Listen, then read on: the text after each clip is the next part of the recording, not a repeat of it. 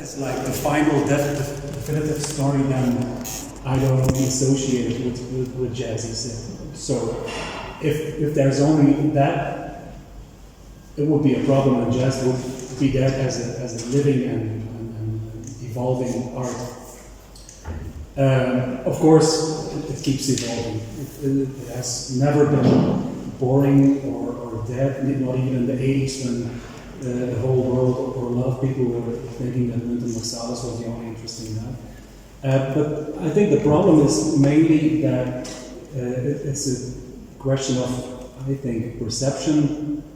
I can only talk about Belgium, but well, if a wider audience never gets introduced to multi whatever that jazz is, then they will always be stuck with this very narrow idea about it. In Belgium, for instance, what you get is that jazz that gets in the media is only like the tip of the iceberg, and it's just big names or names that are maybe hyped enough to be accessible for a broader audience. And that's how you get conversations which I have like every other week almost.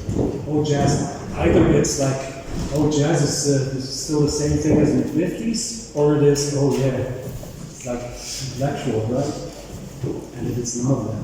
It is much more wider and more powerful than all of that, I guess. So that's also a very broad answer, which is not really an answer that jazz is, of course, not. Right?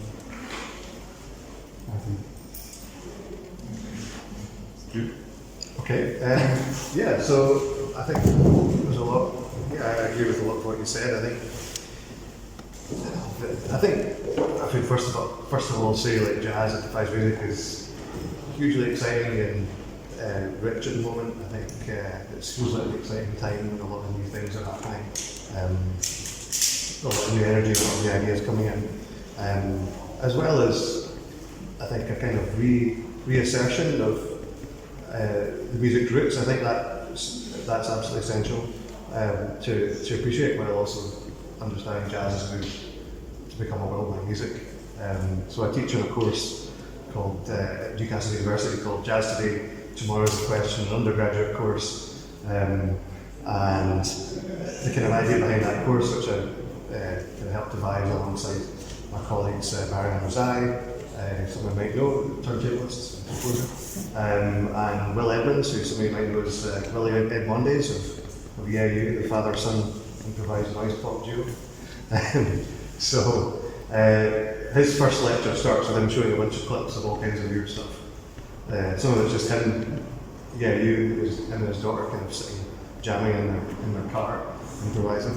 Other stuff is like, he showed it at Junho, all kinds of different stuff. Is this jazz? Is this jazz? Is this jazz? And some of the students were I think it's a good exercise to kind of challenge preconceptions. So we're trying to emphasize jazz as an innovation. That's at the heart of it, while also showing that it does have these historical roots. I think I completely agree with something Matt Roberts posted recently on Twitter, saying if you're doing a jazz degree, you should also study a module in African American history.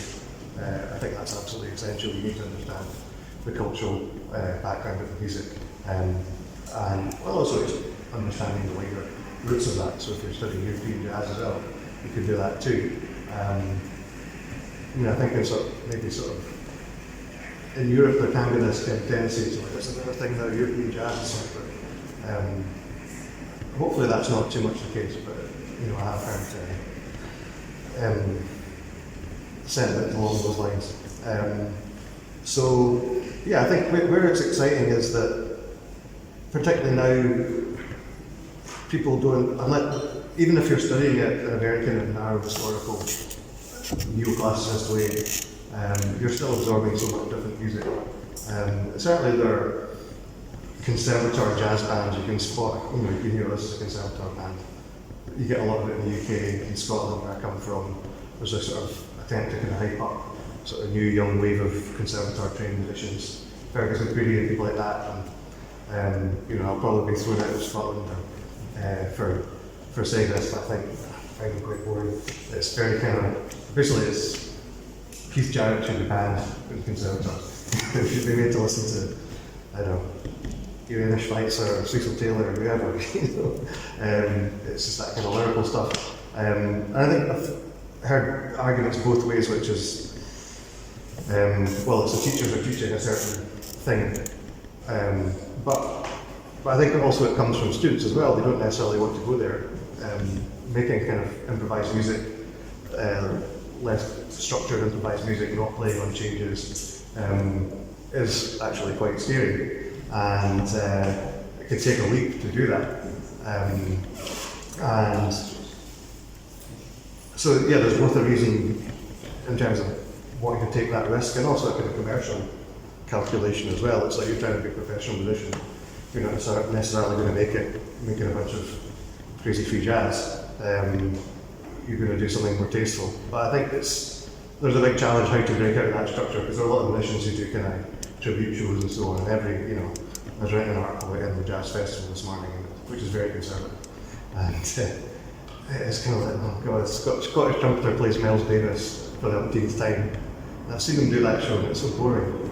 And it isn't really anything creative with it. He's probably a good trumpet player if he's let loose, it's like this guy can do so much more.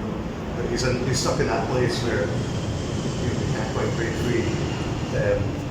So it's a tricky position. I do kind of appreciate that with some musicians. But then you've got to take that risk as well if you're committed to doing something creative.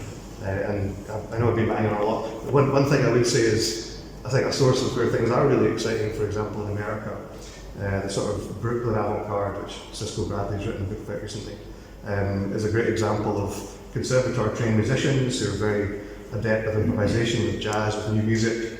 They can play anything basically, but they've also kind of come into more kind of DIY context, so they're mixing musicians who maybe don't quite have that same formal training, like noise musicians and kind of punk musicians or electronic musicians. And so you get this kind of context in which these different approaches can come together and learn from each other and spark off each other. So maybe the sort of stiffness of the conservatoire is kind of loosened up a bit, as well as the kind of DIY musicians learning from some of the ideas and the skill of these formally trained musicians.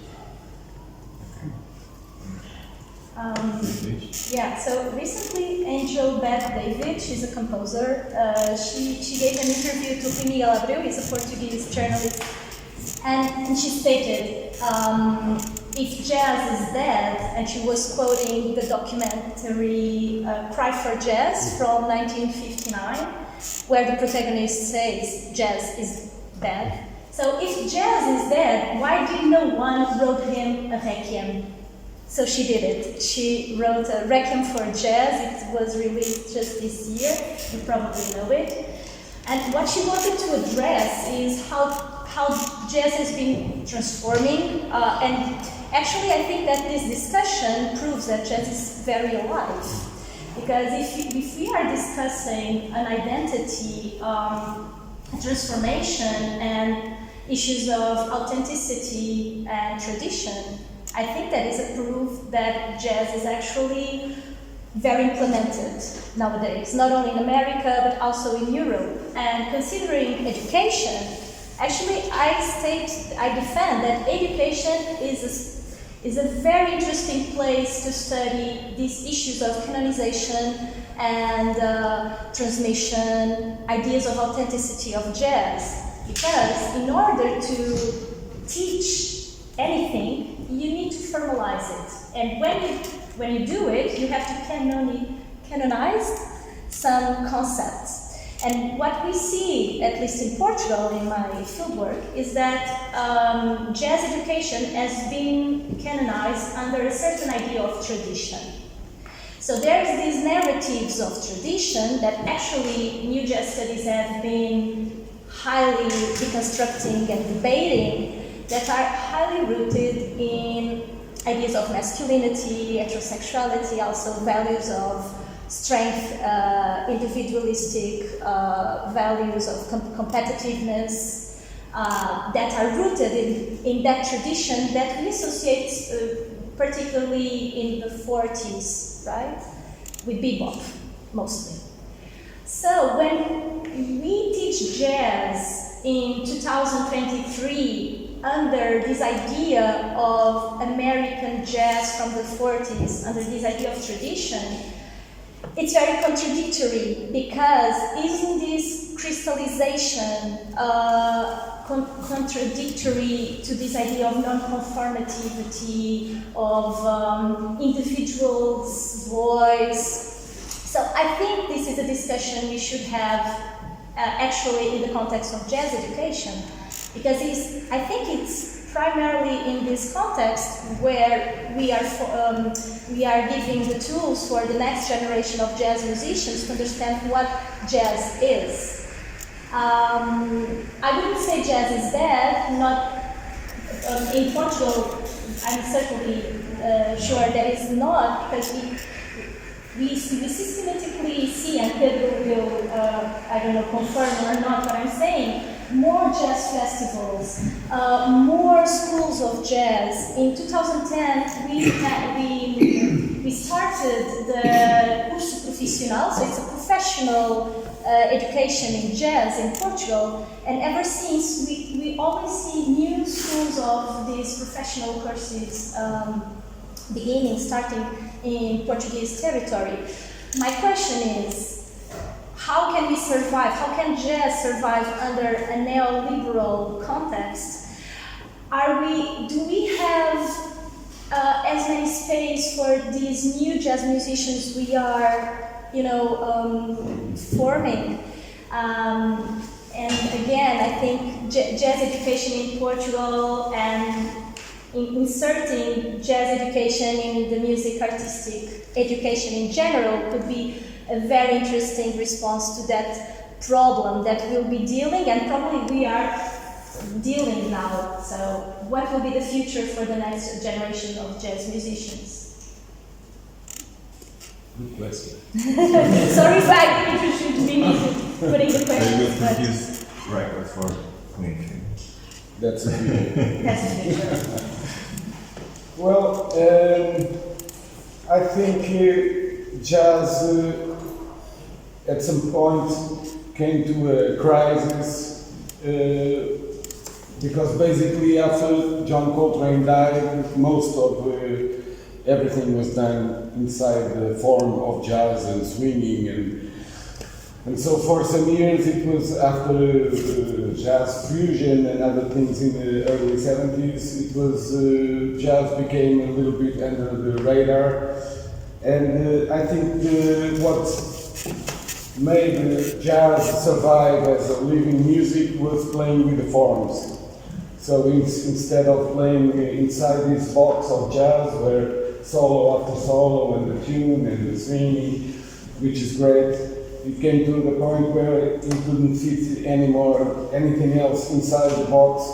And so I think it's where jazz is today. It's the openness to play like this festival can prove. It's to play outside of this box. So like bands like the Selva that they play improvised music but there's no solos. So it's contradictory to the jazz idiom of solos after solos. So it's nice to have a band or have some bands that don't play solos and still they play improvised music, and I believe they are in the field of jazz. And so I think it's the contribution today, the contribution of women,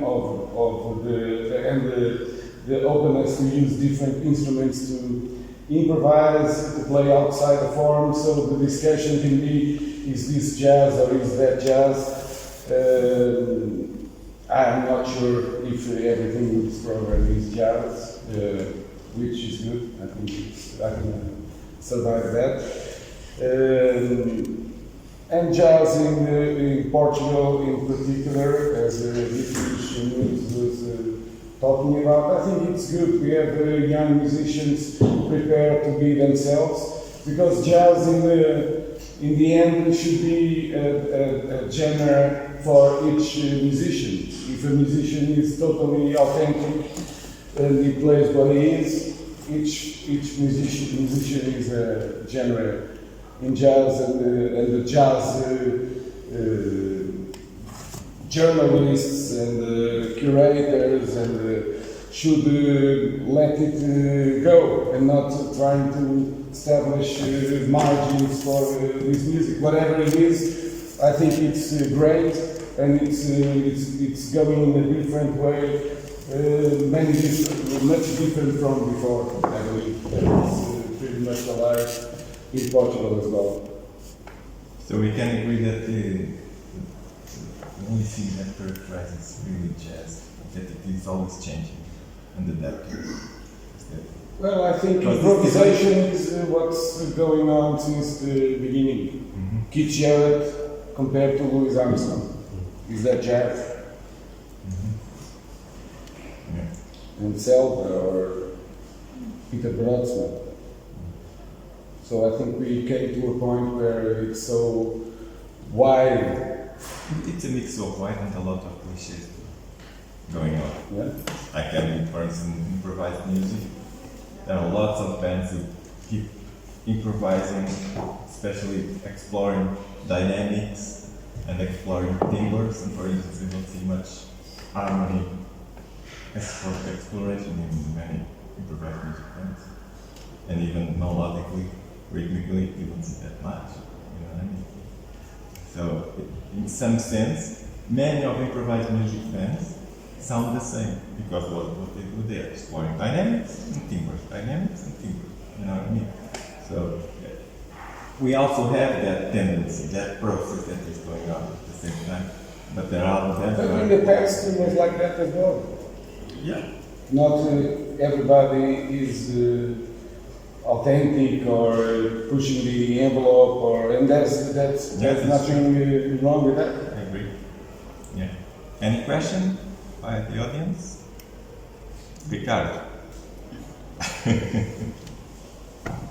No? Shall we move on for the next topic? Sure. Okay. It is also a hot topic, Pedro. I was thinking about Queenfield, and I had this perspective that the success of Queenfield label would not be possible, and other labels, not only Queenfield, would not be possible without dramatic changes in labor relationships in the 21st century. When most of the bands that approach you, in many cases, already have the final product ready, production and post-production. And your job as a publisher is to package and market that commodity, to turn it into a commodity. Right? Well, my job is to select. I'm a selector. Select and then turn it into a commodity. With the help of the Travassos, Helena and Ricardo. Okay. At the same, so it means that there is less upfront investment by the publisher, which allows for more editions to come out, more CDs to come out. But nevertheless, fewer CDs are being sold. Nobody buys CDs anymore. Well, some people do. Which, most of, I ask students that nobody has a CD player at home. Well, if you ask students, we will have Kimbarreiros on the program. That's what we're trying to change. But they are the future consumers, Yeah, so we have to work them out for the future. So, for that reason, you also are investing in digital format files to commercialize digital format files, right? So, how do you manage all these variables for a label that has become a benchmark? Well, the digital market is Ricardo.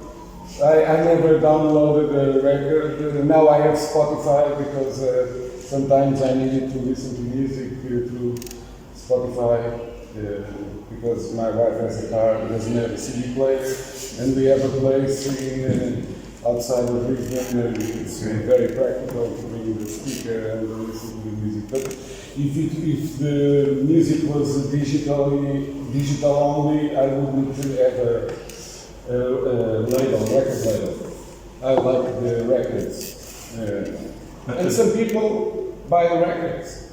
Okay. And I have this label for 22 years. Roxo works for the label for, I don't know, and Ricardo and Madalena. Ricardo is a newcomer and he's together with us for 10 years, I think. So what we do is they go to the office twice a week. Okay. So we have 5-day weekends, which is great. So we work 2 days. We work from home when needed, but they are totally free to go on vacations, to do other jobs. We all get the same salary. It's how we keep the label going. So we do other things as well. But a band that approaches but we survive. We still have a salary from selling CDs. Can you believe that? I believe it. We have so many CDs published. But the band that approaches Clean Fit, what is the process? If you like the music, what is the process? I reply and I say, I love the music, I would like to release it in 6 months or conditions, we agree. And then closer to the date, we change ideas about the layout, which is something very important for us. And in the end, both sides have to be happy with the results. So I said we send a few proposals, and if they are not happy with any, we do others. So in the end, we like the final product, and they like it themselves. And it's been like this for 650 something releases. There was never nobody unhappy with the layout. So we are all happy. Of course, the business changed so much. In the beginning, we worked with studios, we had a mastering guy, we pay for the recordings. It was much different from today. Today, we can't do that. Most of the artists that work with us find the support in their countries. Their countries are different from our country. They have the support, which is something we don't have in our country. But and so it's a nice combination. They have support, we have a record label for 22 years. And I think the label, I don't want to have a label that goes only in one way. I think basically we've been releasing different music. We keep talking about even the covers. Of course, after so many Travassos, if we have 650 releases, he made a cover for 550. So it's difficult to be original for every cover, but in the end, we would like every cover to be different from each other, respecting the music. I don't like particularly the ECM style or labels that have or Ragart or other labels that have a template. I don't like that. Sometimes I can't even remember if I know this record because I've seen that cover many times already. I like the object to be to have an identity as much as the music should have. And the diversity of music in Clean Fit also reflects that. Yeah, and in the beginning we released just a few Portuguese musicians. From the beginning, we wanted to act global, to have musicians from all over and to be represented everywhere in the world.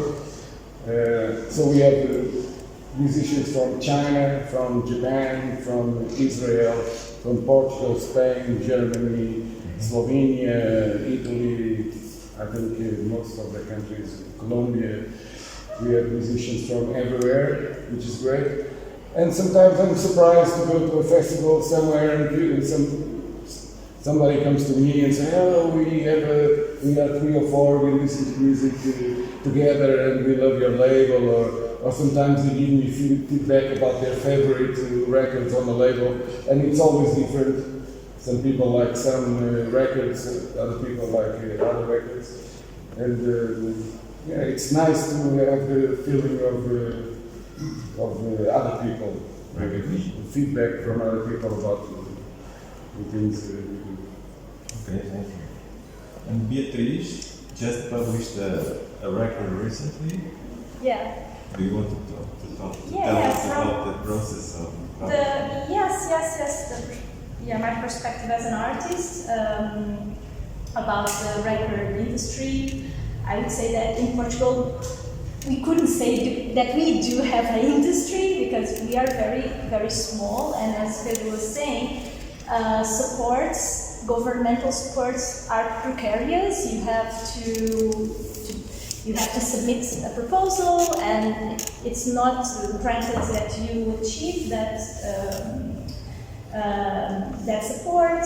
But when artists do get support, it's better. As a label, we never got support. Really? As a label, you didn't have DG Artes? We can't apply. Okay, but musicians artists can. And that's what I did. So I did have a DG Artes support. I was very privileged to get that.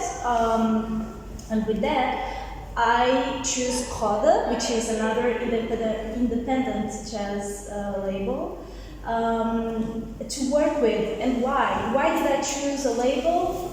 Even though I'm aware that probably I won't sell as many CDs as I would like. That is because, as an artist, you want to belong to a catalog.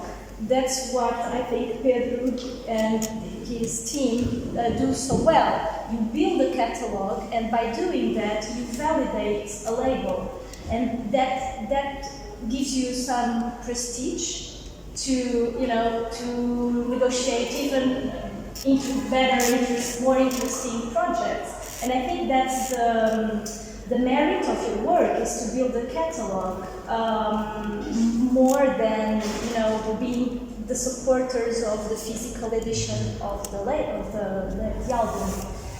As an artist, it's still important to have a physical publication. It's important to promotion. It's important for even to I think it still works as a validation system to have a physical recording.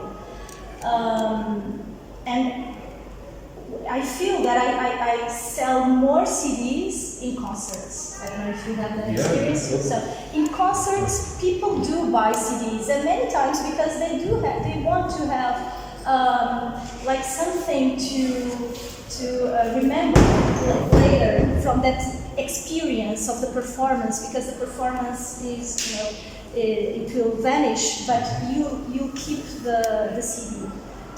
Also, I'm aware that the publication of LP versions, right? That you would know better than me. It's rising for Malone people who really love music. So yeah. Memorabilia is on the rise, but what happens is that people buy records like CDs and LPs, and keep the CDs and the LPs as collectors. But they listen to the music on Spotify or on YouTube. Probably, but the object, I think So the object, it's the value for the object for itself as something you collect. Yes. And what's happening in Glasgow and in Scotland in the world of edition? In Glasgow? I mean, are still there interesting jazz labels in Scotland? I believe. well, we've got Scatter, who are entirely online. Okay. So Scatter was James Stefani set up a label in the 90s, and it put out maybe a handful of physical releases at the time, so like the Derek Bailey live recording. Which one? Very good. Yeah, dropped me off at 96th Street, which is great. You have a difficult for me to understand sometimes your. Oh, sorry. Can you speak American or something? So I'll try and speak very clearly and not be too stupid. But James Stefani's label Scatter. He started in the 90s, released a handful of releases, and then he kind of I think his focus went more on promoting gigs. And he recorded a lot of it to DAT and various other formats back in the day. So the label had been dormant for years, and then during the lockdown, that kind of gave him the opportunity to digitise his collection, his personal archive, and also the archive of a few other people. So there's been a lot of amazing music come out through Scatter Archives in the last couple of years. And I think it's been really interesting in terms of both showing what was actually happening in Glasgow. It's not necessarily been seen as a hotbed of improvised music, and it was very small, and these kind of gigs that were recorded, it would be something like Pat Thomas and Long Boxel in the 13th Note Cafe, which is a little venue, and they'll say, well, like 10 people turned up, if you're lucky. But nonetheless, I got this great recording of it. It's fantastic. So it shows you the kind of archival projects like that kind of help change the narrative a bit, because there are certain sort of official narratives of Scottish music which tend to kind of revolve around indie music. Teenage Fan Club and Rebel Sebastian and Bob Wine and things later on. There's all this kind of very marginal, weird stuff going on, and it's gradually built up over the years. And now it's quite vibrant. So the nice thing is that Scatter Archive can come back, and he puts out the old stuff, but he also starts commissioning new projects from musicians, some of them associated with Glasgow Improvisers Orchestra, which has been going for 20 years now. Raymond McDonald. Sorry? Raymond McDonald. Raymond McDonald, yeah. We have 2 records on Yeah, with baby Gunter Sommer, yeah. I saw him with Gunter Sommer's big band at Moore's last month. So it's really, the nice thing about Glasgow Improvisers Orchestra is it has musicians from different traditions. So there are jazzers, there are classical players, there are improvisers, people with maybe more of a kind of punk background. So you've got different kind of levels of ability there. And also they've worked a lot with Maggie Nichols. She's basically a kind of honorary member. She comes up and plays with them all the time. And obviously through her, a lot of John Stevens' ideas about community music, sort of non-hierarchical, mixed ability, improvisation come through.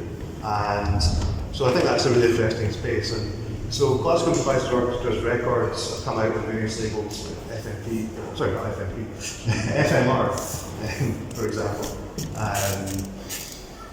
And Neil Davidson, the guitarist, who I believe played in Portugal a few years ago. I remember Marcelo Desreis talks about seeing him, and he was great. He ran a little maybe small projects from people from Glasgow improvisers, like duos and trios, sort of gigs that were recorded in cafes or galleries and so on.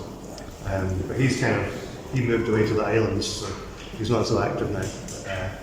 But it's nice that Scatter has taken up that mantle. It's putting out recordings from people in Glasgow associated with Glasgow Improvisers Orchestra, but also some people, Tony Bevan, sax player who moved to Glasgow a few years ago. Tony Bevan, bass saxophone. He started a fortnightly matinee where he invites different people to play with him. Sometimes it's local musicians, sometimes it's people who are travelling through. So some of those have come out on Tony's own records. He's put out vinyl releases, but he's also put out digital releases. But I think the fact that Liam is happy just to stick out all this stuff on Bandcamp, pay what you want, and you get all this cool music, that's really exciting. And people are really noticing now that Scatter's getting reviewed quite a lot now in The Wire, and partly because of me, but me pushing it. But also I was keen to push it. I've got a review of in the next issue of some of the new releases that are out, because I was keen to point out to them that it's not just old stuff, there's all this cool new stuff happening. So yeah, that's where I think things are at in Glasgow. But it's great that's happening. And I think because it is such a niche thing, Liam knows he's not going to sell lots of vinyl copies to the local hipster record store of somebody going play plump. But you can stick it up on Bandcamp, and people will get a little bit of money for it. So it's very much a DIY level thing, but it's great. Good. Belgium loves clean feet. That's why We are clean in Belgium. Pedro has to work over 2 days a week. It's not fun. No, not really. Well, I don't know if you know Belgium, but we have as many people as Portugal, I think, but only 1/3 of the size. So that's why we like the canned sardines, because we're like, it's heavy, everybody goes. No, but, well, Belgium is, because it's so small, because it didn't really have that much of a history, we had like a few trailblazers, you could say. We had, of course, Django Reinhardt, who was like half Belgian, and we had two Stiermans, who you probably know because he played the harmonica, and we had Fred van Over for the free music fans. But apart from that, Belgian jazz is mainly a thing of, past 1980 and 90. And we are a very small, a very complex country. We have like different communities who speak different languages. So the northern part of Belgium speaks Dutch, the Flemish, and the south is Walloon. And they both have their central label, you could call it. In the north it is Vijf Records, which has been releasing Flemish or Belgian jazz since in '93. And then in the south we have Igloo, which is more releasing music by the French-speaking musicians, which is really insane because it's like such a small country. It's still divided. But apart from those labels, they release about, I think, like a dozen and a half albums per year. So that's not that much. Apart from that, there are like small niche labels, usually run by musicians like Joachim Badenhoffs, or the guys from Hostilities, and Martelings. There are several like that. El Negocito.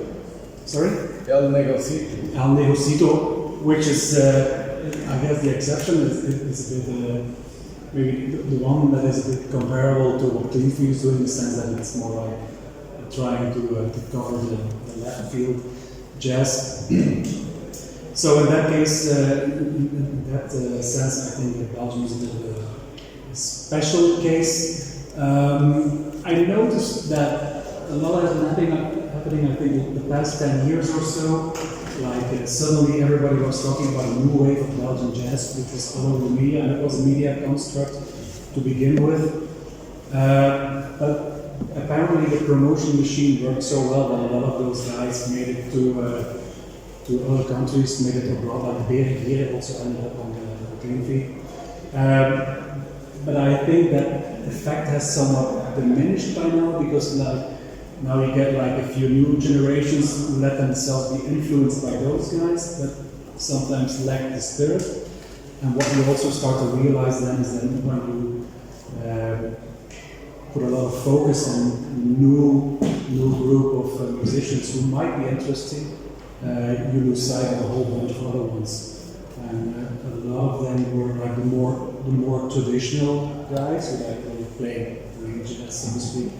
But also like a guy like Joachim Badenhoffs, for instance, who is an amazing musician. He's, in my view, he's the best we've ever had in Belgium, despite his young age.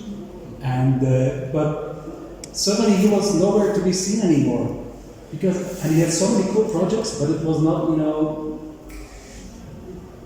He's too independent. Too much doing his own thing. That's in a country like Belgium, with a very small scene. It's not easy, but he's still going strong, and he gets asked by almost everybody because they know how good he is. But still, that makes it complex. But what I also wanted to add is that people are not buying CDs anymore, or not that many, or they're buying records just to show it to their friends or whatever. I have the impression, when I look at myself at least, that for this kind of music it's not as bad as pop music or mainstream music. For instance, I work at an art center in Mechelen, and a few months ago we had another jazz concert, and usually it's like a bit more mainstream or young or hip, and it's actually a young audience. But then we had a concert by a guy you will know, Rodrigo Mar. He was playing with Ron Schlittenberg and Hartflaten and Jimmy Hemingway. And the moment the door opened, an hour before the concert, there were like 30 people waiting in front of the door, like running inside just to get to the merch table, you know, because they wanted to have the CD they didn't have yet, or the vinyl record or whatever. So I really get the impression that a lot of people who are like investing a lot of time and energy in this kind of music are still willing to acquire the record or T-shirt if it's available for them. And both of you, as journalists, how do you deal with the expectations of the musicians? I presume that some musicians might approach you for you to work as kind of promoters for their music, or when you have to write about a record that you don't like. What is your attitude?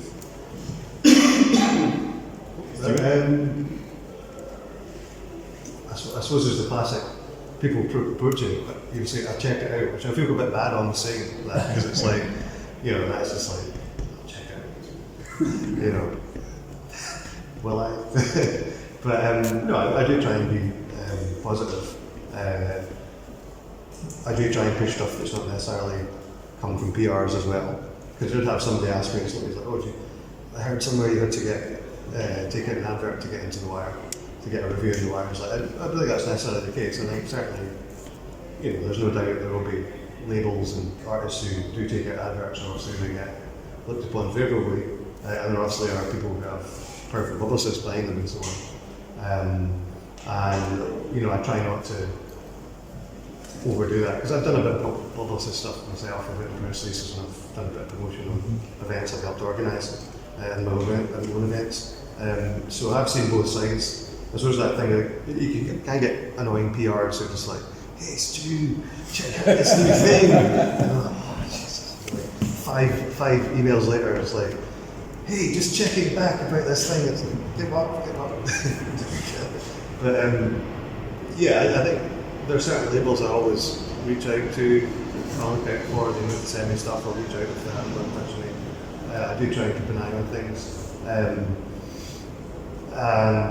yeah, so obviously I have my favourite labels, but I'm always trying to find out new stuff. That's really part of the job. And you know, so I do appreciate when people give me stuff to listen to. I think generally people aren't too pushy, because I think they know that's not the way to do it. Because, you know, I think people get, hopefully I come across as genuine and you know, and they're not gonna, I think I've got integrity. I'm not gonna fall for kind of too much promotional bullshit. And, you know, there's certain artists I don't tend to review stuff I don't like, because we don't exactly get paid very much for music journalism. So I'm certainly not going to pitch something I think is rubbish.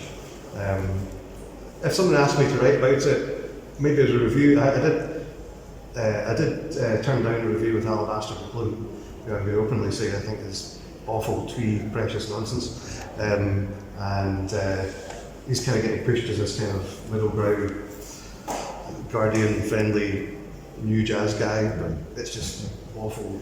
I know. Twee nonsense. So I was like, no, I couldn't interview him. It wouldn't be fair to him, because it's like, I have no investment in it, you know, it's not really worth my own. You know, for the £100 I get paid to write that interview, I don't expect to sit and listen to his music for several hours. You know? So there is that. Yeah. Well, it's a similar story, I guess. I quit writing about music I don't like many years ago because it doesn't serve anybody. It's not about not wanting to be honest or anything, but I have literally had this case where a musician came up to me and I wrote a negative review about his or her album 15 years ago, who said, well, if you go to Google, your review is the first to come up. And I'm like, so, but also, it's also about, I don't want to invest my time in music that I don't like. It's not that I will tell musicians, hey, I don't like your records. I will be a bit more, you know, I'll use another approach. But usually what I usually try to do is also this crazy idealist thing, I guess, is like also try to figure out which musicians could use it the most. There are not many people in Belgium and also in Holland writing about this kind of music, if you're talking about like Clean Feet and that kind of music. And as opposed to Stewart, in Belgium you don't get paid anything for writing for websites or whatever. I've done some reviews for a magazine and that got paid a little bit, but my main thing is the Enola website, which I've done for like 15 years. It's run by volunteers, so it should be fun for everybody involved or whatever. And usually I try to, it's also a very personal thing. There are artists that I like more than others, and those I try to follow up, and I try to keep writing about them, because it's also very interesting for me and for musicians, I think, that I can say, hey, this guy wrote about my music, and he's been doing it for like 10 years or something. So you have like this kind of like a collaboration or something that makes it really interesting. But it's also because it's a small country, it's a small scene. You know everybody. People walk up to me, hey, got a CDR, and sometimes. But it's not easy always to be fanatic, and sometimes you always wish you had more time and you could do more, but gotta work for Clean Feet too. That was a joke. Can I say something? It's not. It's important. I don't know if you people have the notion that Stewart Smith made. I don't even know if he has a notion how important it was for us, what you guys been doing for the music here. Guy Peters has been coming to Portugal so often to watch the concerts on vacations, to watch the Portuguese playing in his country and other countries. He's one of the biggest supporters outside of Portugal to our music. And Stewart Smith wrote this incredible 6 pages at the Wire about the Lisbon scene, which was like something spectacular for everybody here, which we really appreciate. So we included these 6 pages on this brochure that we produced with the texts by Beatriz, Gonçalo, Abdul, Gonçalo Falcão, Ricardo Pinheiro, and memory is not my sense. So I want to thank them and introduce this important subject about what these guys been doing for this scene. Stewart's article is the same that came out in The Wire. Here. Yeah, that is published here. Yes. Yeah. 6 years ago. Yeah. So we came to Portugal and interviewed a bunch of people, which was fantastic.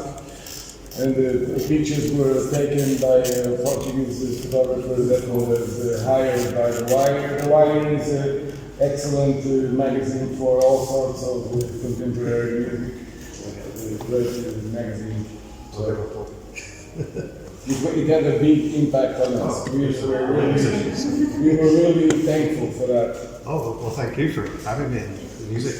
I think I guess I'm excited by kind of scenes that are kind of emerging, new things happening, and I guess it's partly coming from somewhere like Scotland, where it's not necessarily a centre of the music, but there's a small scene and things are happening, new voices are emerging, and I maybe recognise certain affinities with here as well, that a smaller country, maybe not as in the centre of things. I guess I like things at the margins, and I'm drawn to that.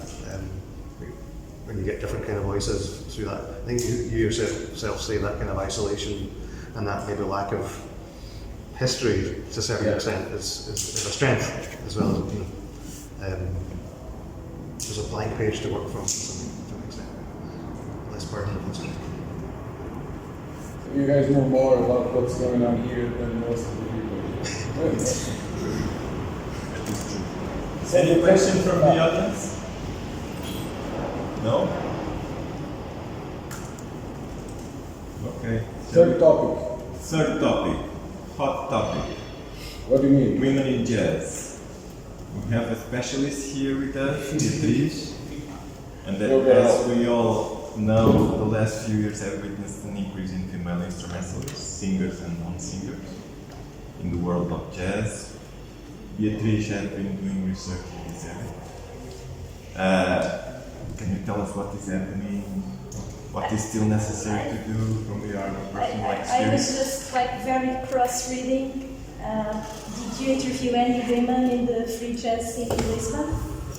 Well, not in Lisbon itself, yeah. Susanna Santa Silva. So this article that was published in The Wire had any women?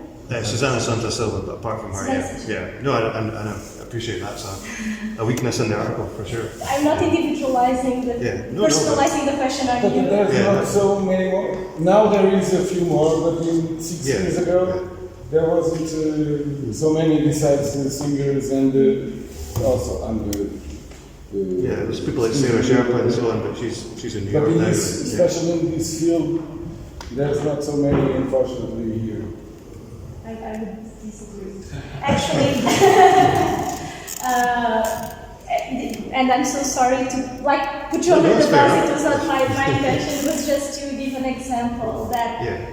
So what happens is we have a structural problem of women invisibility, and many times we have this argument that women don't exist. We have that statement for looking for historical narratives. We say, oh, we don't see women in historical narratives because they didn't exist. We say... But you're talking about Portugal or... Now I'm giving a broader picture. Because it's a transcultural Well, I live for this music, and if I'm wrong, it's really surprising, because I don't know many improvisers, women. I know it's like 4 or 5 all over the country. Some are not born here. Yeah, and you're right that they are not a majority, and they are not even in the same number. That's right. But it's not correct. But it's not good. You want more.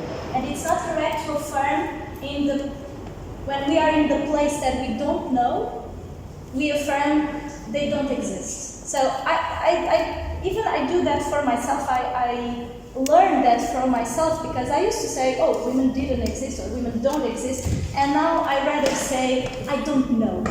I'm not aware. Because when I put myself in that perspective of not knowing, it gives me the input to research, to look for, to question why is not there any women. So don't take that for granted as a natural or normal context. As I was saying, it's an historical legacy, cultural, historical, of course. We didn't have as much women in jazz as we did have men, but in the 40s, in New York City, there were 800 women instrumentalists in the Union. That's a lot of women that were not looked in historical narratives. And we as curators, as journalists, we have an immense power because we are constructing narratives. We are selecting the projects that we consider to be the more valid to have visibility. So we do have this enormous responsibility and power. So what we should question for ourselves is how can I use my context of power? Because of course, as individuals, we can't change a structural problem because we are only individuals. But we can question how can I, myself, in my own context of